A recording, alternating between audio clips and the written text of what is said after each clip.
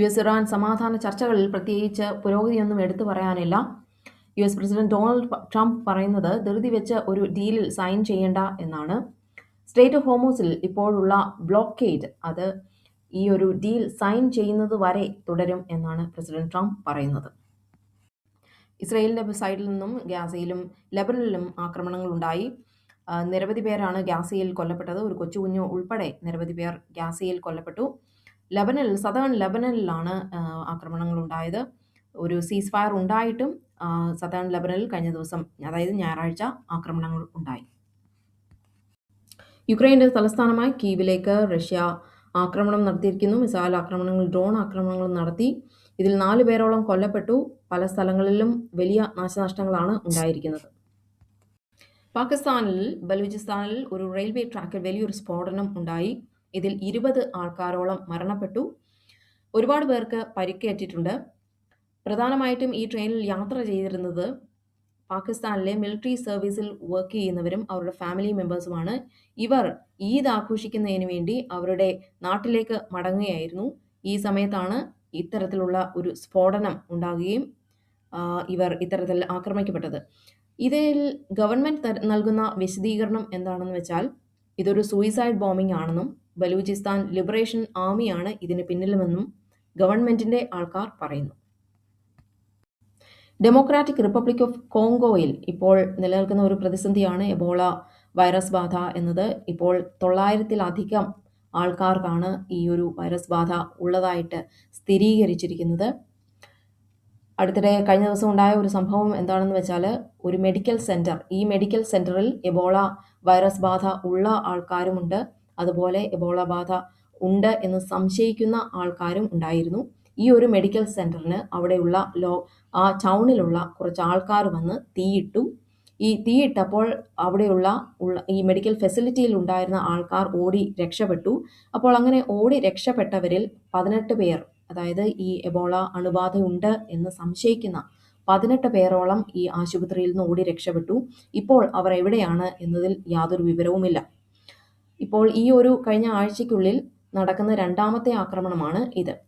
കഴിഞ്ഞ വ്യാഴാഴ്ച എബോള ബാധിച്ച് മരിച്ചുവെന്ന് സംശയിക്കുന്ന ഒരു വ്യക്തിയുടെ മൃതദേഹം ഒരു മെഡിക്കൽ സെന്ററിൽ സൂക്ഷിച്ചിരിക്കുകയായിരുന്നു. അപ്പോൾ ആ മെഡിക്കൽ സെന്റർ കുറച്ച് ആൾക്കാർ വന്ന് ഇതുപോലെ കത്തിച്ചു. അപ്പോൾ ഇത് 2ാമത്തെ സംഭവമാണ് ഇത്. ഡെമോക്രാറ്റിക് റിപ്പബ്ലിക് ഓഫ് കോങ്കോയിൽ നിന്നുള്ള ആൾക്കാർക്ക് പ്രവേശനം അനുവദിക്കാതെ ബഹ്റിൻ. ഇന്ത്യയിൽ നിന്ന് പറഞ്ഞിരിക്കുന്നത് democratic republic of Congo, Uganda, south Sudan എന്നീ രാജ്യങ്ങളിലേക്ക് യാത്ര ചെയ്യരുത് എന്നാണ് സിറ്റിസൺസിന് നൽകിയിരിക്കുന്ന മുന്നറിയിപ്പ്.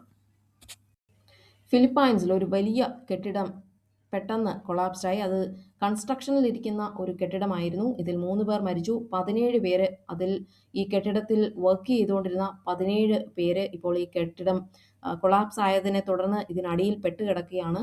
ഇപ്പോൾ അവരെ രക്ഷിക്കുന്നതിനായിട്ടുള്ള പ്രവർത്തനങ്ങൾ തുടർന്നുകൊണ്ടിരിക്കുകയാണ്.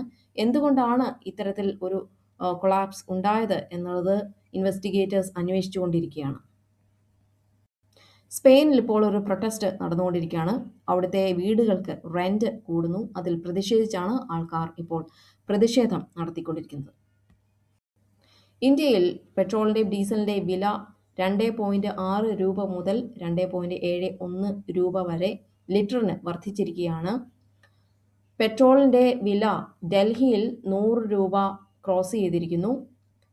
ഹൈദരാബാദിൽ 117 രൂപ ക്രോസ് ചെയ്തിരിക്കുന്നു. ഒപ്പോസിഷൻ ലീഡർ രാഹുൽ ഗാന്ധി ഈ ഒരു വില വർധനവിനെ വിമർശിച്ച് രംഗത്തെത്തിയിരിക്കുന്നു. അദ്ദേഹം ഇത് കോമൺ മാനിനെ, സാധാരണക്കാരെ അഫക്റ്റ് ചെയ്യുന്ന ഒരു കാര്യമാണ് എന്ന് പറയുന്നു. അതേസമയം ഗവൺമെന്റ് സോഴ്സസ് പറയുന്നത് എന്താണെന്ന് വെച്ചാൽ ഇന്ത്യയാണ് അധികം ഈ ഒരു സ്ട്രെയ്റ്റ് ഓഫ് ഹോർമൂസിന്റെ ബ്ലോക്കേഡിന് ശേഷം വലിയ രീതിയിൽ ഈ ഒരു ഓയിൽ ക്രൈസിസ് ഉണ്ടാകാത്ത ഒരു കൺട്രി എന്ന് പറയുന്നു.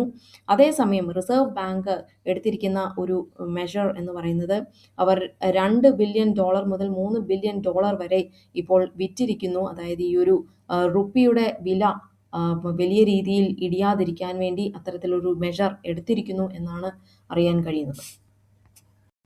ആസാമിലെ ഒരു പുതിയ നിയമം വരുന്നു, യൂണിഫോം സിവിൽ കോഡ്. ഈ ഒരു നിയമം അനുസരിച്ച് മാരേജ് ആയാലും ലിവ് ഇൻ റിലേഷൻഷിപ്പ് ആയാലും രജിസ്റ്റർ ചെയ്തിരിക്കണം, കമ്പൾസറി ആയിട്ട് രജിസ്റ്റർ ചെയ്തിരിക്കണം എന്നാണ്.